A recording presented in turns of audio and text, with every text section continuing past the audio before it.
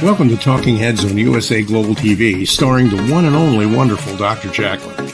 It's a prestigious place where world-class influencers and experts meet, and where you'll find the most trusted advisors and coaches for all things in life and business.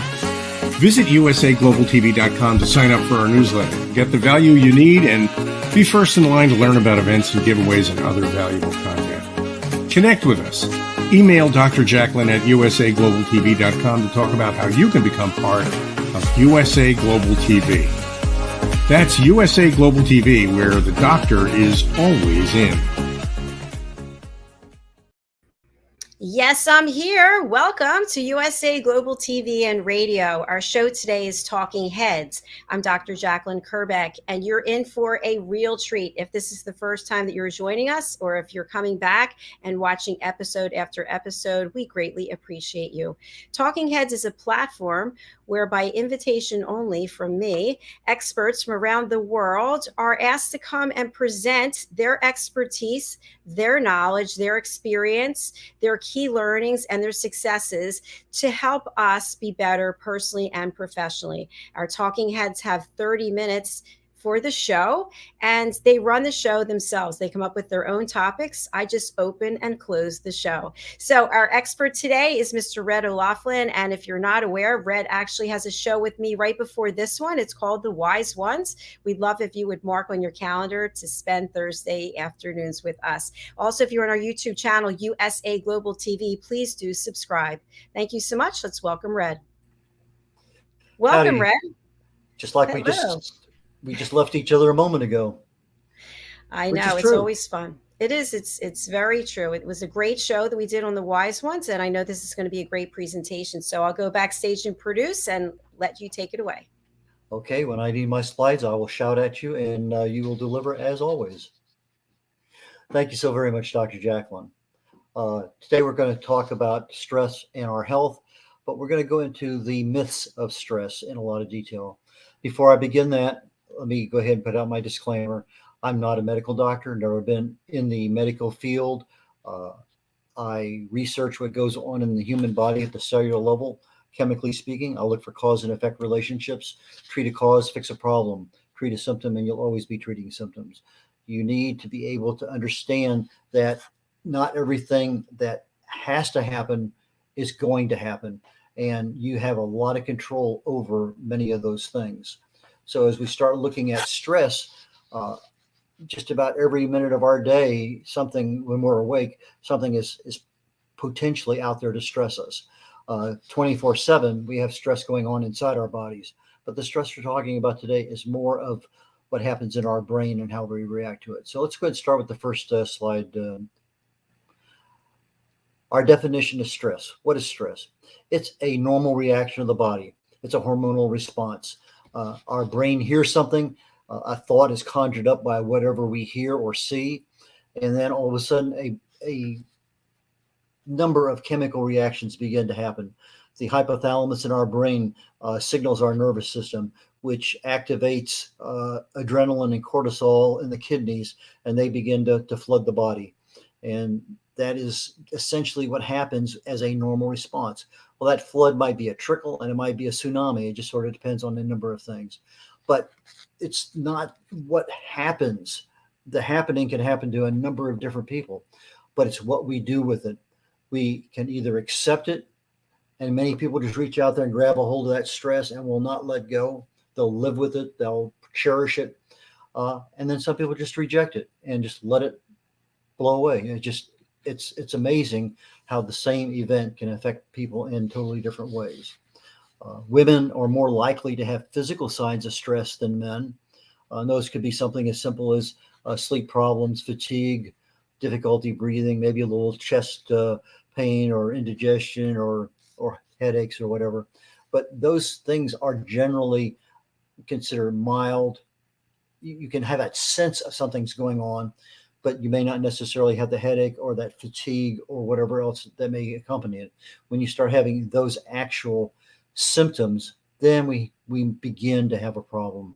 Let's go ahead and actually get into the myths. Next slide, Dr. Jacqueline. As I was doing my research for this one, I figured there's probably half a dozen myths out there associated with stress. And then as I started going and doing some more research, I came up with a dozen and then 2 dozen and then more. And so I picked the ones that I thought were most common. There's one or two in there that I included because they were unusual. And I thought, well, maybe somebody else knows more about this than I do. But one of the myths that people talk about all the time is stress is the same for everyone. No, it's not. When we hear something, see something, or involved in something, we experience it. If it's the first time in our life we've ever experienced it, yes, we're going to have a different reaction than at another time. If somebody who flies, commercially a lot, you get into some bumpy weather, and yeah, it's bumpy weather. Take a nap, read a book, turn the lights out, whatever. Maybe the same thing. You're getting ready to come in for a landing, and it's very windy, and the airplane's all over the place, and you look outside, and just a lot of things happening. And if you're not used to that, that can really amp up the stress in your life. But for people who have done that many, many times, it's not a problem. Yeah, it's there, and they just don't accept the same level. They have a different sensitivity to things than other people. Their experiences allow them, when they see the same thing over and over again and that threat fades away to nothing, they're desensitized. Their ability to cope becomes much greater. So yes, stress is on everybody, but it is not perceived the same as everyone. Another one, stress is always bad. And that's that's what most people tend to think. If I'm stressed, it's bad. But in reality, not all stress is bad. Now, we may get headaches, weight gain, depression, anxiety, heart disease. Those are all outcomes of bad stress. But there's a lot of good stress out there. Just as hormones are increased, pulse rates increase, those things are going to happen whether there's a threat or whether there's fear or not. It doesn't matter. That is going to happen. So you take that same reaction that the body has, that normal hormonal response, and it becomes a survival benefit in times of peril and trauma. It allows us to be better prepared, our fight or flight escape mechanism. It just, in many cases, having that goal, a deadline, motivates people much, much more in some people than in others. So you take a look at the stress. Yes, most of the time we think it's bad. But there are a lot of us that we would not be any better off than we are right now if we did not use that stress in a good way.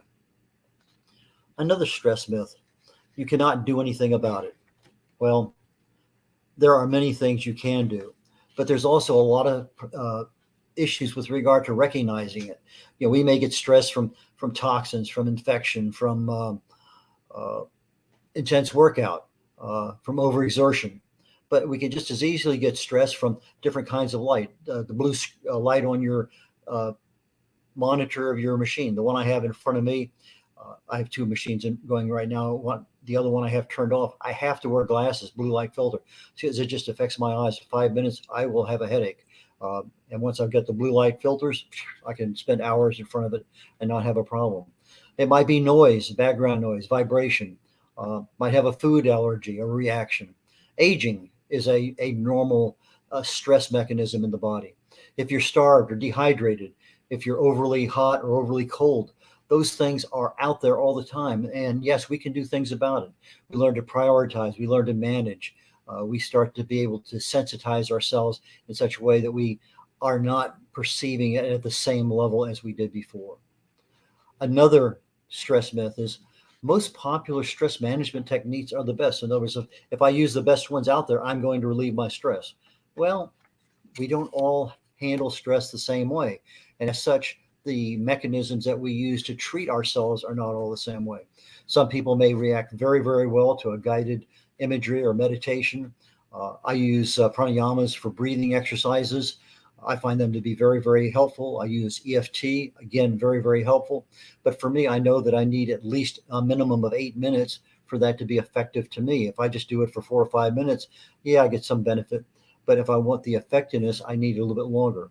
Some people, just a simple thing as a hug, a smile, a laugh, eating a balanced meal, exercise, yoga, time off.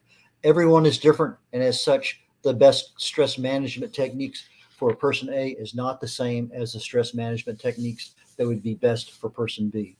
So those things are things we need to be cognizant of. Let's go ahead and jump to the next slide, Dr. Jacqueline. Okay.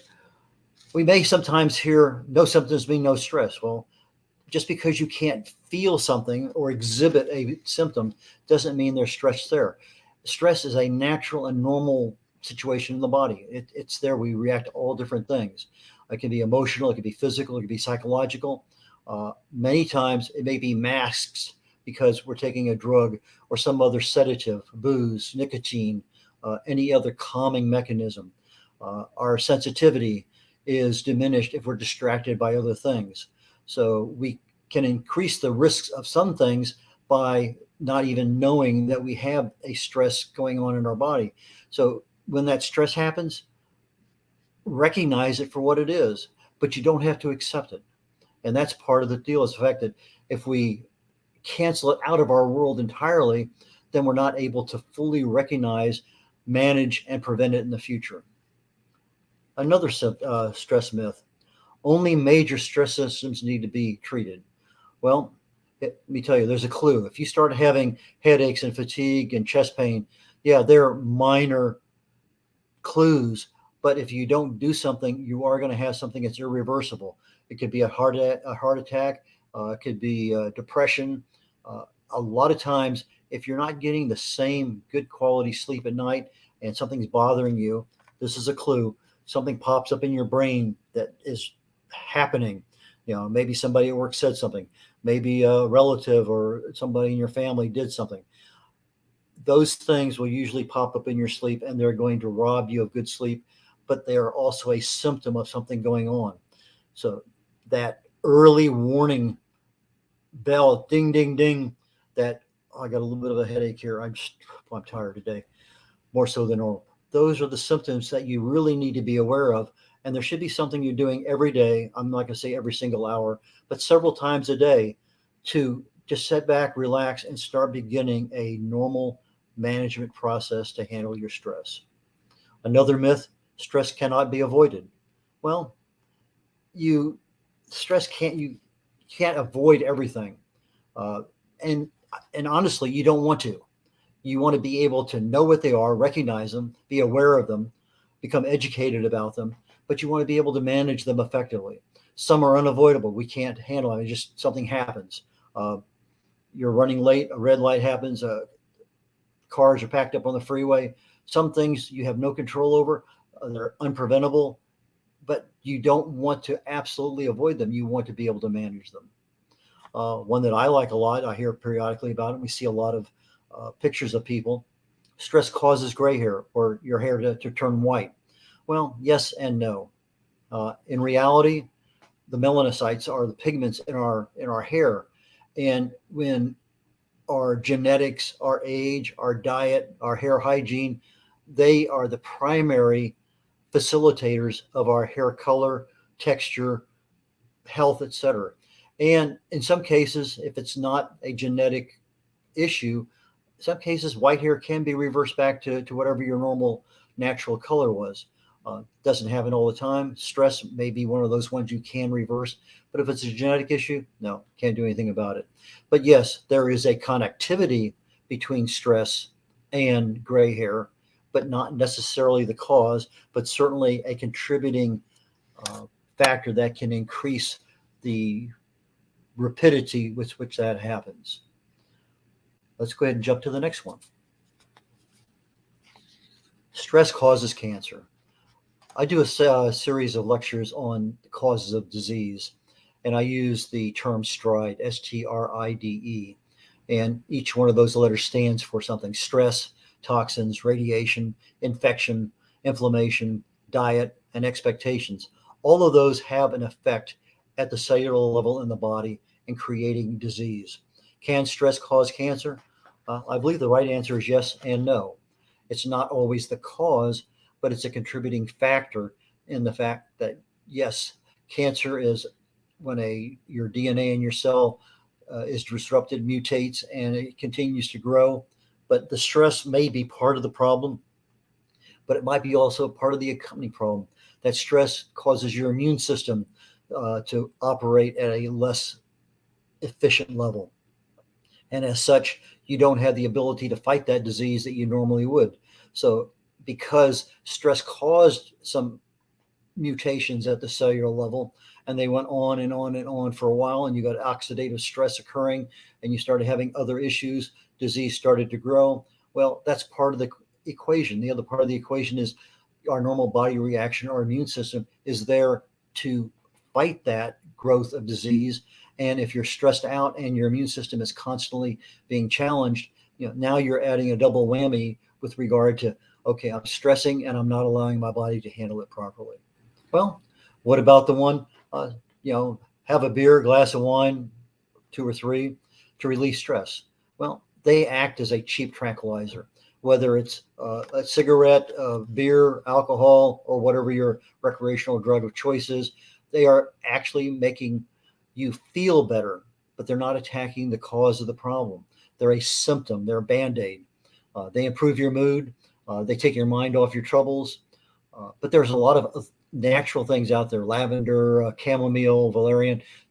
Just Google natural stress relievers, and you'll find a bunch of them out there. And those are ones that go down to the cellular level in the body rather than masking over as a tranquilizer would. And some people actually need the tranquilizers because they're too far along to have something such as a valerian or lavender really and truly be effective. Another myth: you can always tell when someone is stressed. Well, we have many, many good actors out there in our worlds. And yes and no. Somebody can hide their stress better than anything else just because they're ashamed of it. They think it's not something they want to share with anybody. They're going to lie about it. But some people are more sensitive to others. Again, we talked about at the very beginning. If you're sensitive to something, you're going to show it more. If you have those experiences, let's say you've been in a roller coaster ride 100 times in your life, you're not going to get the same thrill as that person that gets on there the first time because you've already had those adrenaline rushes. You go from pure panic attack to something now that maybe is just a headache or fatigue. So there's two ends of the spectrum, and people can hide those things, and they're very, very good at it. You shouldn't, but people are. So no, you can't always tell when somebody is stressed. What about the one you hear, stress causes ulcers? I remember that one from going back forever. Ulcers are caused by a bacteria. It took forever and ever for this to actually come out, but the Helicobacter pylori bacteria is actually the one that causes the ulcers, and they're very easy to treat. Talking about psychological and emotional issues coming in, where it increases the risk of potential formation of an ulcer. But there's also another one they call a stress ulcer. That's a specific type of inflammation in the stomach lining. So we have some terminology in there that's similar but not exactly the same. But in reality, the same way that stress causes cancer, stress does not cause ulcers, but can be a contributing factor. And those are the things that you need to be aware of. Let's go ahead and jump to the next slide, please. Thank you. Okay, that's the one I believe we doubled up on. What's the hang? When you eat, okay, that's the one I want. Stress myth. Okay, when you eat right, sleep right, and exercise, you'll not become stressed. In other words, you're preventing it before it can ever build up. Well, there's a certain amount of, when you eat, you have the energy your body needs, you have the nutrients the body needs to be healthy all the way around. When you sleep, you're allowing your body to repair everything that needs to be repaired. Exercise allows that oxygen to get through the whole body. It helps. It's a calming mechanism. It allows you to cope better. But again, stress is caused by the thoughts in our heads, not by the eating, the sleeping, and the exercising. Those are ways that we combat it, but it's not enough. It's not 100% effective, but it's very effective in minimizing that level of stress. If you happen to have a mother-in-law problem and you don't see or hear from your mother-in-law forever, and then all of a sudden she shows up on your doorstep or is on a Zoom meeting, just the mere fact of seeing her, even though you're eating right, sleeping right, exercising, that's not going to do any good because you already have a thought process that's buried deep in your brain about your mother-in-law. And so that is where we start having problems. Yes, these things are important. We need them, but it doesn't automatically guarantee us that we will not be stressed. What about the myth about we cannot stop stress from getting worse? Well, That's why we have stress management programs. As we address these issues, we find out what techniques work best for us for what we have going on. And just because what we're doing right now works doesn't necessarily mean that as a new stressor appears in our life, or the frequency or the intensity of that stress becomes more and more, that the same technique is going to work. We want to be able eventually to manage the stress down to its preventable. One of the techniques I talk about sometimes is being able to write on your hand the name of somebody who really irritates you. Let's just go ahead and I'm going to say that Dr. Jacqueline just irritates me every time I see her. I can't stand her. I write Dr. Jacqueline, I look at it, I think about how she irritates me, and then all of a sudden I just throw it away. And I'll watch that Dr. Jacqueline handwritten on my hand from my finger. I just watch it float away into the ether. And I see it get further and further away, and I can't read it anymore. And then pretty soon I can't even see it anymore. That may sound like over simple, but I actually use that technique for somebody that just really and truly bothered me a lot. Every time I saw this person, I could just feel my stomach start to cringe. I did that, and I was amazed. Literally one session, less than 2 minutes, and the next time I saw that person, less than 2 weeks later, I had absolutely zero feelings toward that person. I could tolerate being around her, not for long, but I could tell immediately I did not have the same initial feeling. So there's a lot of techniques out there that work, and one is going to work better for you than another one, but not every single time that technique is going to be the best one. So you need to know a bunch of them. So anyway, yes, you can stop stress from getting worse, but you need to be able to know how to manage it from the beginning and how to be able to shift it over into management, into prevention. Stress is the best motivator is another myth. Well, everyone's different. How can it be the best if everyone is different?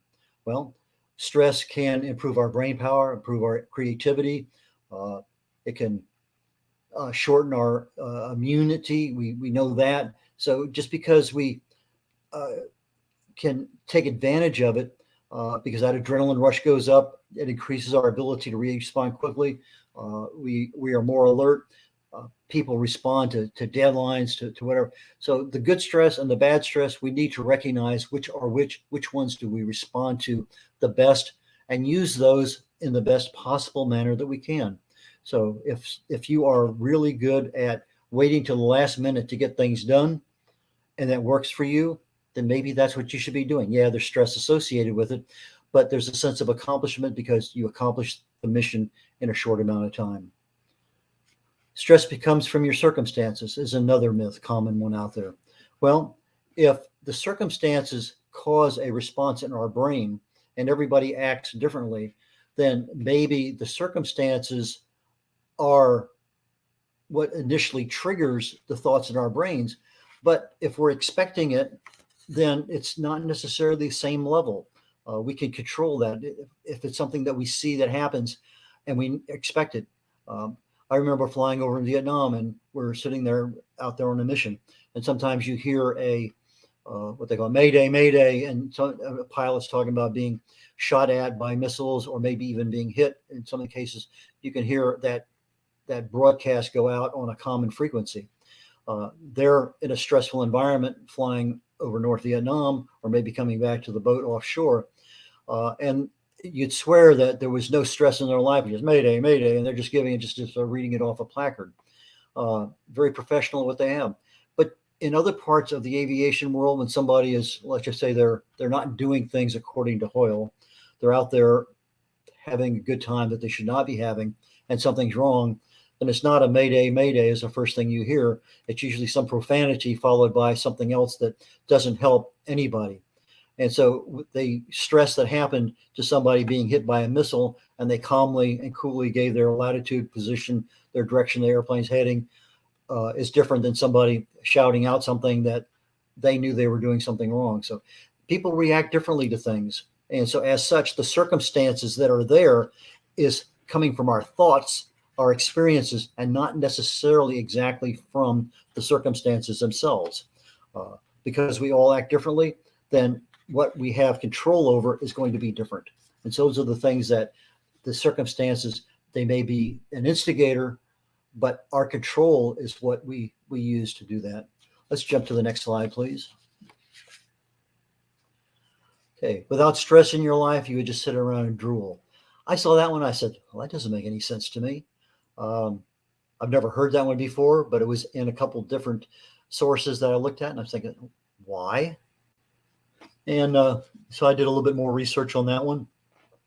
And we do have an acute stress anxiety that causes hypersalivation. And this is where literally we drool, but that's not a result of stress. It's a result of anxiety. And maybe there's a confusion between anxiety and stress. And I wasn't able to really identify that. So I went a little bit further. And part of the issue there now comes into what are we actually living with? We don't remember the good times in our lives. We are in a comfort zone that's not what we consider ideal. We recognize it, we adapt to it, we live in it, and the stress it's part of our life. And as such, we're not improving, we're not getting literally any worse, but we're not helping ourselves out. And if that develops into anxiety, and I'm hopefully today I'll have enough time to just follow up a little bit about stress and anxiety and depression. It's one of those things that can happen. But with regard to a stress myth, it wasn't something I've heard of, but it was something worth evaluating and getting involved in. Stress is a choice is another myth that comes out of there. Obviously, we have the fight or flight. That's the one that we hear all the time. But we also know that our attitude controls a lot of things that are out there. If we're in control, we have ability to have intelligent choices. Sometimes our choices end up in unhealthy habits. Some people with time off can enjoy themselves. Other people cannot enjoy themselves when they have time off. It's all part of who we are and what's going on. So stress is a choice to a degree, but again, it depends on how much you manage that stress, how aware of it, can you recognize it, and can you get it from that management into the prevention mode of your life. Another myth, stress is inevitable. Yes, well, part of just living is stressful. It's just part of our life. So yes, I think that is not necessarily a myth. I think it's true. Our daily circumstances change. The same thing that somebody sees joy in, other people see a threat, because we groom our subconscious minds to see things differently and to react differently. So when we see something happening, people don't like confined spaces. They don't like to be in crowds. They don't just all sorts of things. People react differently. And so I may love being out in Mardi Gras in New Orleans, out on Bourbon Street, with 300,000 of my closest friends. I know my wife is not comfortable at all in that environment.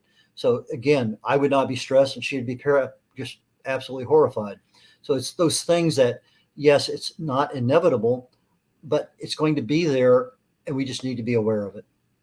Another one we might hear occasionally is stress is not a big deal. Well, we talked about that earlier with regard to the symptoms. When you finally start getting some really severe symptoms, start doing something. Those are clues. You need to start looking at things because stress can increase the risk for disease. It can increase the risk for relationship problems. It decreases our productivity in whatever we're doing. Our alertness fades. But the level of sensitivity is within our control if we learn how to deal with it. So stress is not a big deal. Yes, it is a big deal. But as you control your stress, you manage it and shift it into a prevention mode, those things become a much easier way to deal with it and to act accordingly. Let's go ahead to the next slide, please. I think we're down to our final three on the slide and one on the next. So stress is related to the number of hours you work. Well, absolutely not. Our perception is not dealing with hours. It's what we think about. It's up here. It can be a contributor to stress, but it's what's up here. It's our cortisol and our adrenaline that create the stress in our body. So as we increase the time for work, it doesn't necessarily increase the stress. Yes, stress is related with work. 80% of people at work have some level of stress. Coworkers create about 40% of the stress in people's lives at work. Lots of stress going on at work. We'll not disagree with that.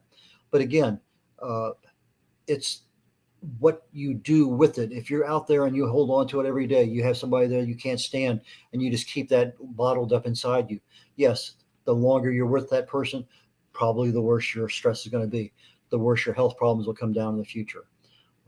So those are things that you need to be. Sometimes that real need for leisure means I need to unwind a little bit and get out, get away from that. So I take some time off. Psychological, physical problems related to stress are psychosomatic. I saw that and I said, well, probably. And then I started looking at what is psychosomatic? That's a physical illness symptom of some sort that's influenced by our psychological problems or emotional stress. So there's a stress component, but it's not necessarily psychosomatic, something that we think is there. So we have a stress relationship. There is a commonality in there, but that physiological symptom can be made worse from our mental state, but it's not necessarily a cause, but there is a connection. So as we start looking at things, stress is interwoven in so many parts of our physical life, our emotional life, our psychological life. And yes, a lot of physical illnesses are exacerbated by stress. Stress is a mental illness. Well, not as the way they classify things. It's not classified as a mental illness. It is connected with mental health in many ways, and stress can exacerbate many current mental health problems, but it is not a mental illness. Let's go to the last slide. Admitting that you are stressed is a sign of weakness. Well, if you are living in stress and you're able to handle it, some people don't want to share that with anyone. They don't want to admit it. They're embarrassed. That's part of our psychological makeup.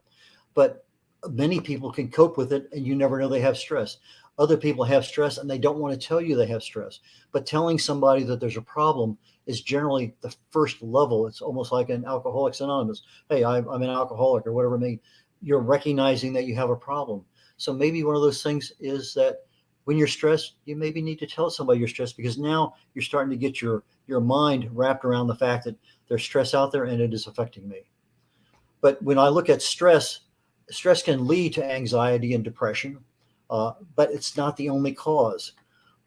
Anxiety and depression all share some similar symptoms, but persistent excessive worrying is anxiety, especially when the stressor that causes it is not present and you still have that same worry.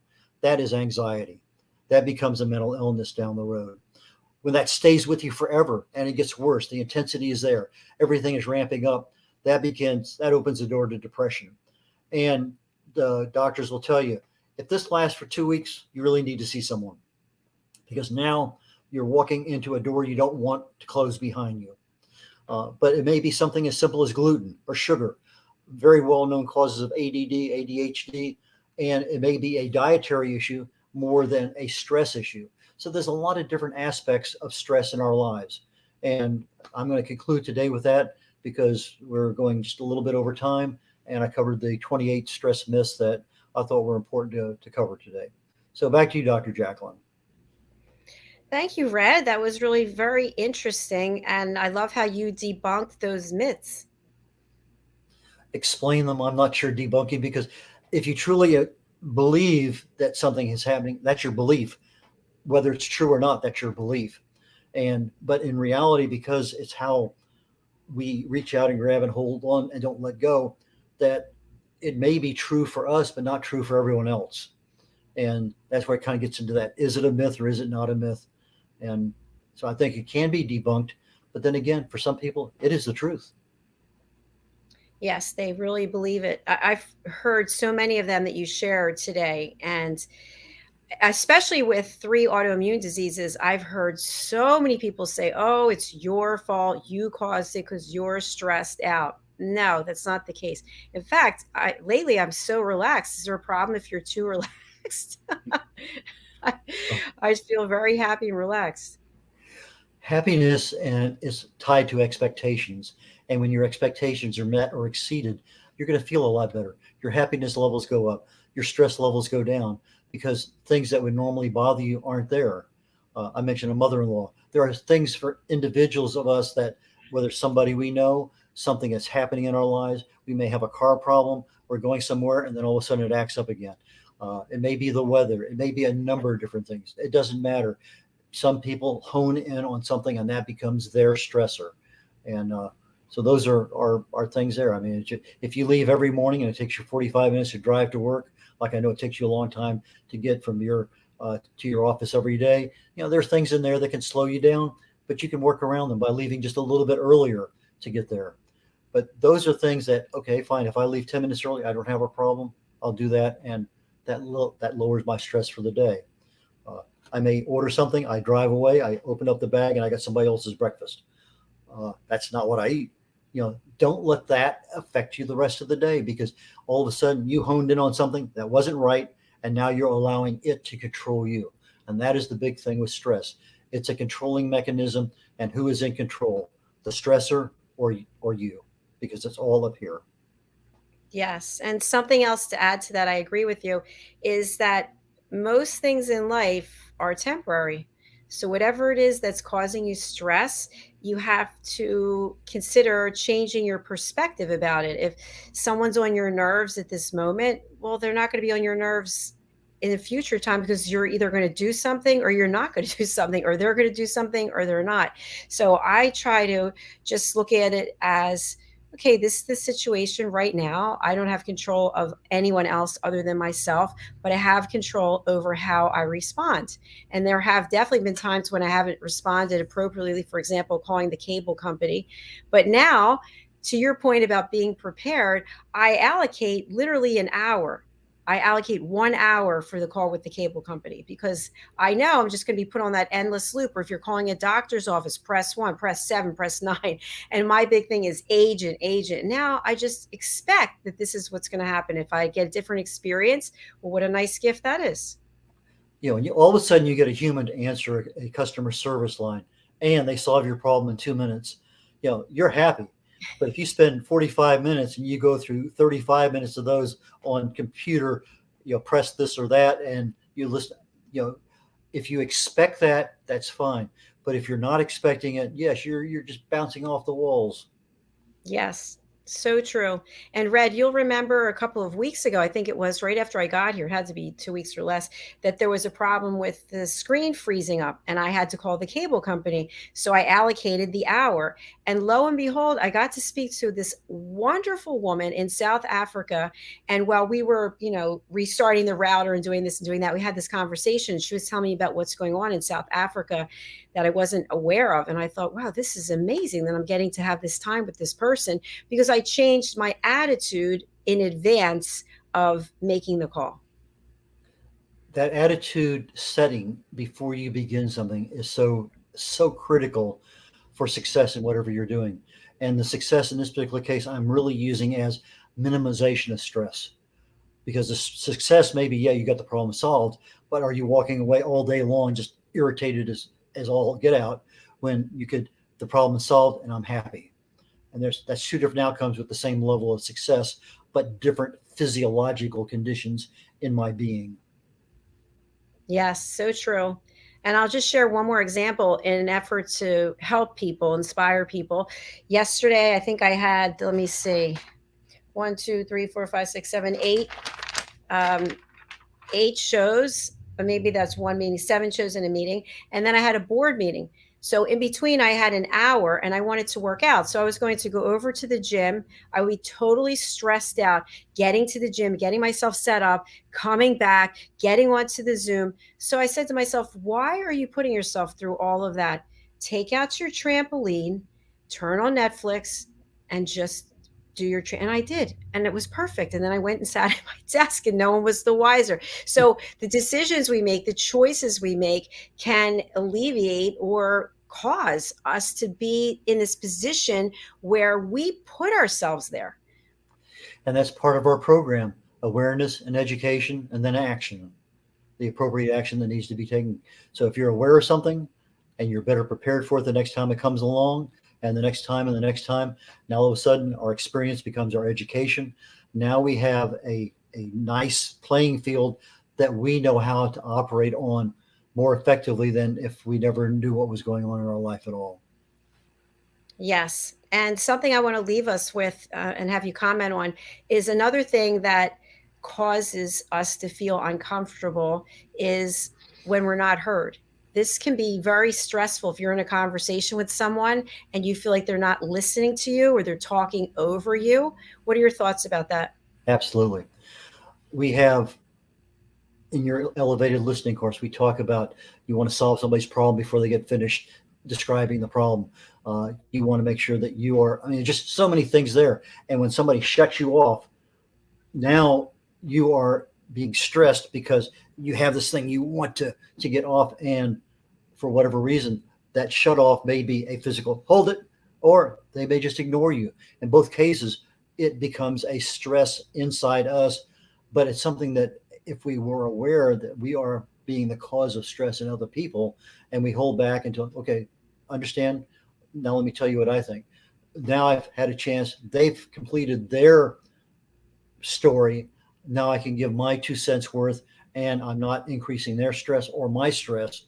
And in reality, we're walking away. We may not agree. We may agree to disagree, but we are doing that on very friendly terms, and that does not increase those stress levels in either one of us. Now, they may not necessarily agree with what I have to say, and likewise. But again, we know where we stand, and it wasn't something that it was a shouting match at the end, and we turn and stomp off. So yes, it's that listening is such a critical part of life, and it can be a major cause of stress. And setting boundaries also, I believe, when it comes to keeping yourself in check. What I mean by this is, for example, when I'm backstage meeting with guests, I can tell right away if the guest is completely stressed out. Now, I'm reading their body language. So I know you talked about, can you see? No, you can't always see, but if someone is acting agitated, nervous, there's something going on. And I'm a very laid back, and I'm going to give the overview of what to expect. And the energy level is different.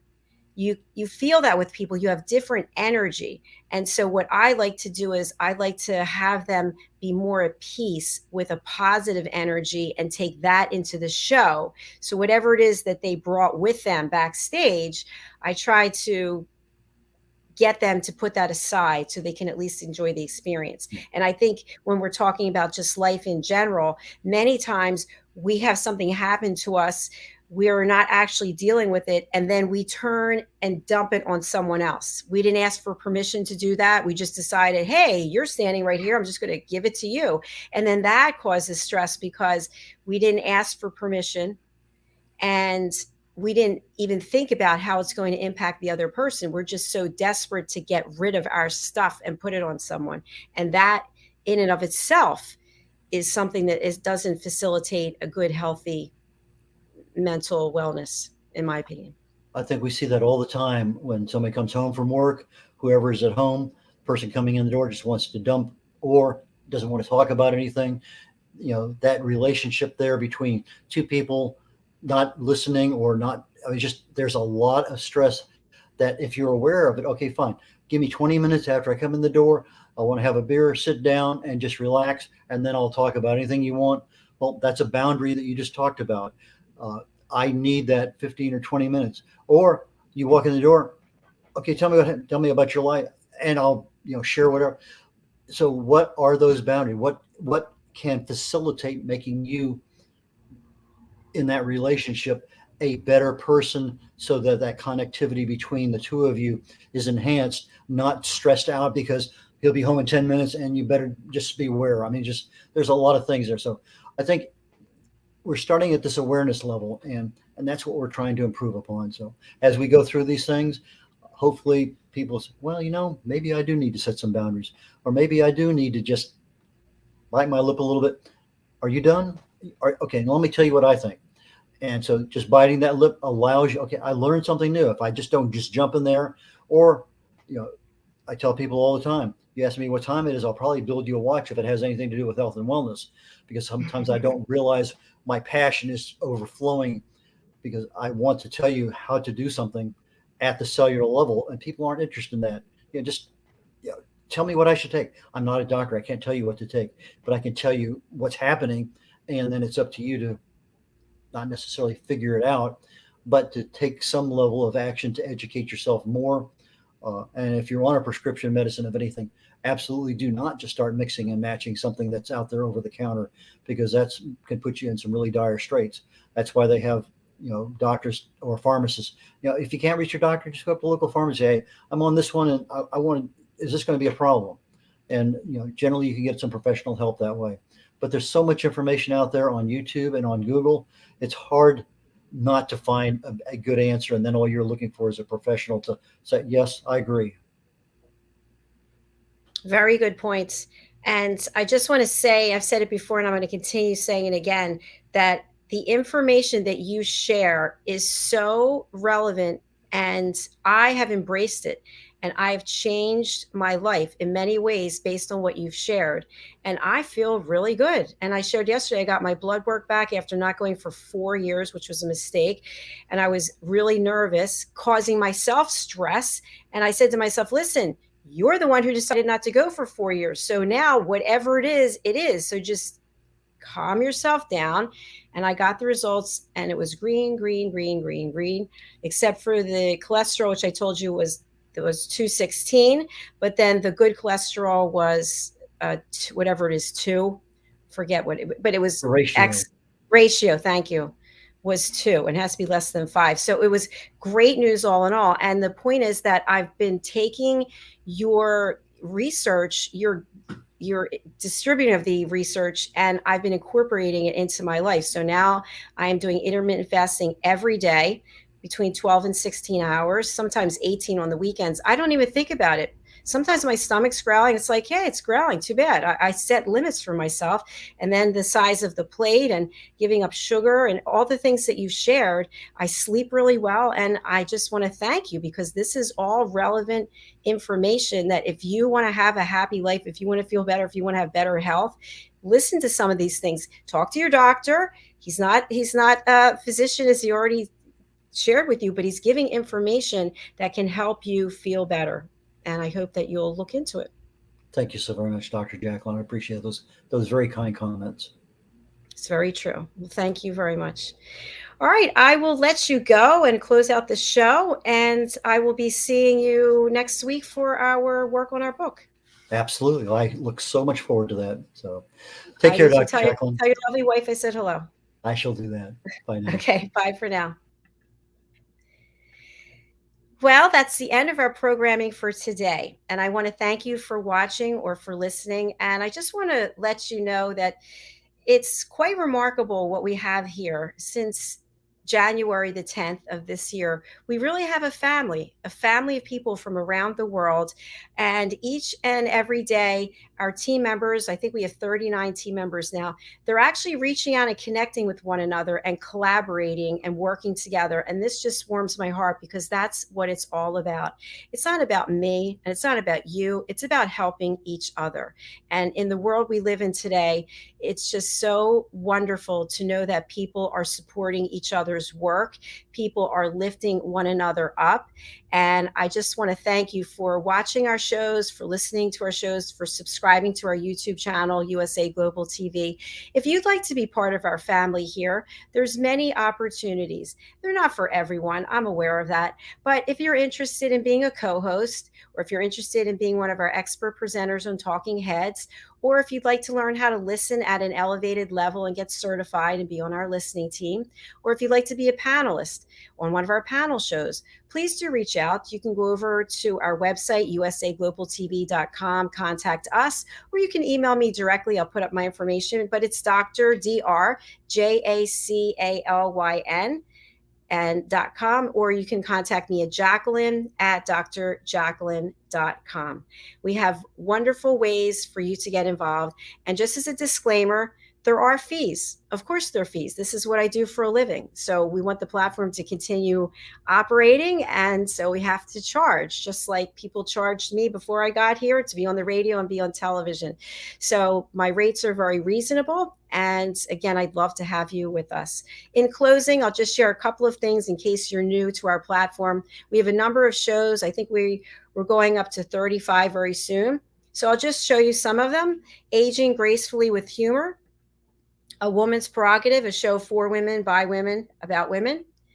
Global Homes and Gardens, Pet Psychic Amina, The United Kitchens, Adversity to Awesome, The Power of Etiquette and Manners, Authentic Achievements, our new game show that's coming, Who's Listening, our Talking Heads panel, our men's show, Wild at Heart, Bonfire Talks, real, authentic, uncut.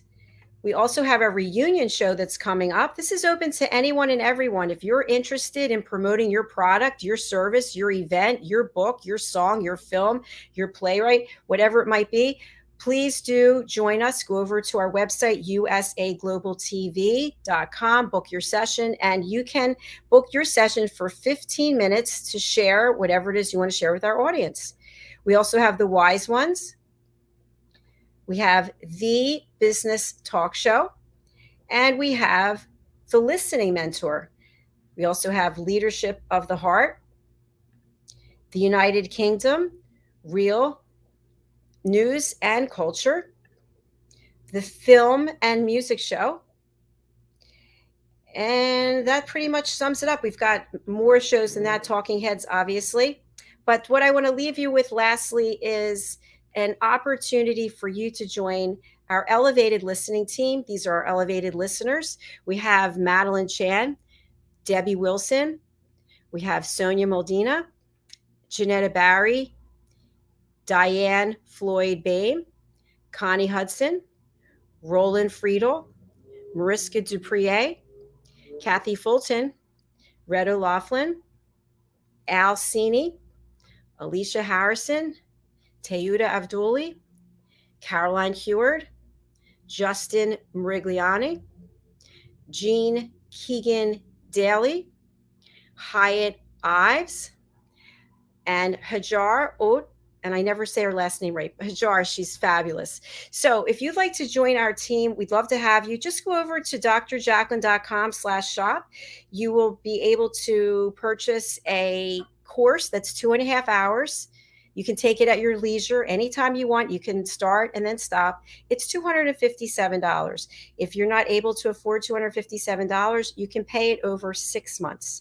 And this way you get to be certified elevated listener. You're officially on our team here at USA Global TV.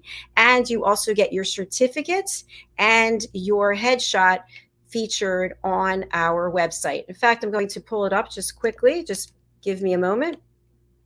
I'm going to share my screen right now and show you exactly what I'm talking about. Okay. So here is my other website, a place of transformation and inspired opportunity. And you will go over to Elevated Listener. This is where you can find our team. Here's the graphic I just shared with you. And here are the certifications. So your certificate will be here with the rest of our team members. And then you can use this. You can put it on your resume, your CV, let people know that you've been certified. And then your headshot gets here. It gets put here with the rest of our team. And in addition to that, I'm going to stop sharing this screen. And I'm going to go to our other website, which is USA Global TV. And let me share the screen here. Okay, and so over here, this is where you can come and see all of our shows. And you can watch our show from here. And this is also where you can book your session.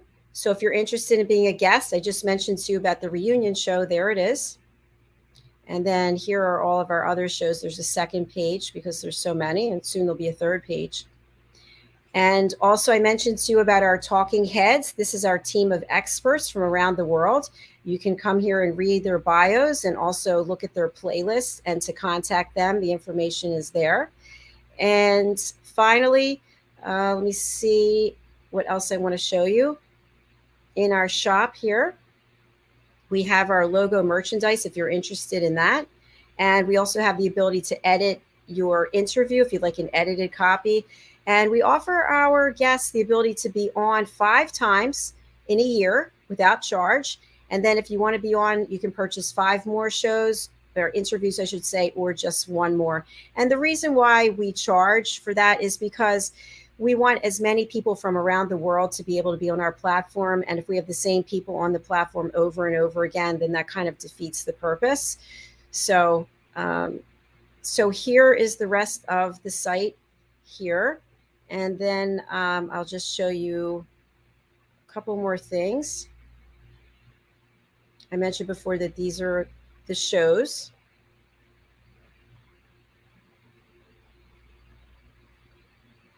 This is a new show that's coming out. So we have some new shows. This is The Amazing Adventures of Lady Ella, the Listening Mentor. And I mentioned to you about the fact that you can get certified as an elevated listener. The characters in this book, on this book cover, are all representative of elevated listeners in the community. So these are people who got certified, and I asked them if they'd like to be featured in a series of books. Each book will have different characters or maybe some of the same. But the purpose of the book is to teach children and their parents how to listen at an elevated level. And so the elevated listeners are the characters for the books. And also we have another show coming up, The Adventure of Self-Discovery. And this will be people who are adventurers from around the world sharing their stories with us about where they like to travel and how they use adventure for self-discovery and also mental health awareness. And then these are some of the other shows that I talk to you about. So when you become an elevated listener, or you become a member of our co-host team, our talking heads, or a panelist, your picture will be featured here on this website also. So elevated listeners, you're on this site, and you're also on the drjacqueline.com site. So plenty of opportunities for you to get publicity, for you to get recognized, for you to get branded, and have that elevated listening certificate really make you have a competitive advantage against people who haven't learned to listen at an elevated level. So again, one more time, please go over to drjacqueline.com/shop, and you can find the power of listening right there. In fact, I'm going to show you, I didn't show you that before, so let me show you that now. I'm going to go over to our website. Okay, and let me come over here and take this off. All right, so we're over here on drjacqueline.com, and I want to show you how you can actually sign up for the course. So you're going to go to shop at the top, and there it is. We've got logo merchandise here. We've got my book. We've got a new course, The Power of Listening in and Through Nature. We've got Dr. Jacqueline jewelry that will actually be in your name, not in my name, and then the Power of Listening Part 4. So this is the Power of Listening Parts 1 and 2. This is the certification course, and all you would do is add it to your cart. There's a description of what's offered here in the course. And then, as I mentioned before, once you take the course, 2.5 hours, then you'll receive a quiz. The quiz is 7 questions. And when you get 100%, you then will get a certificate like I showed you already. And your certificate, your headshot goes onto this website, drjacqueline.com, and your headshot goes onto usaglobaltv.com as one of our team members. All right. Thank you so much for your attention. I really appreciate it. We'll be back tomorrow with a full day of broadcasting. Our shows tomorrow include, we start at 9 a.m. Eastern Time. We start off with Authentic Achievements. Our guest is Joe Templin. Then we go to The Power of Etiquette and Manners, and our guest is Leanne Barrett Milken Lataka. Sorry if I didn't say that right. We then go to our Talking Heads platform, and my guest expert presenter is Christine Amy Artner. Then at noon, we have Adversity to Awesome, and my guest is Adam Duvall, followed by the United Kitchens with celebrity chef and nutritionist Ricky McKenna. And at 2 p.m., we have The Listening Mentor, where I'll be joined by Caroline Heward, the Harley Street stress expert. And then at 3 p.m., we have Loving Longevity, and our guest is celebrity chef Sally James. And finally, we conclude the day with pet psychic Amina, and she and I will be having a chat about all things related to pets and training pets. Thank you again. I'll see you tomorrow. Take care.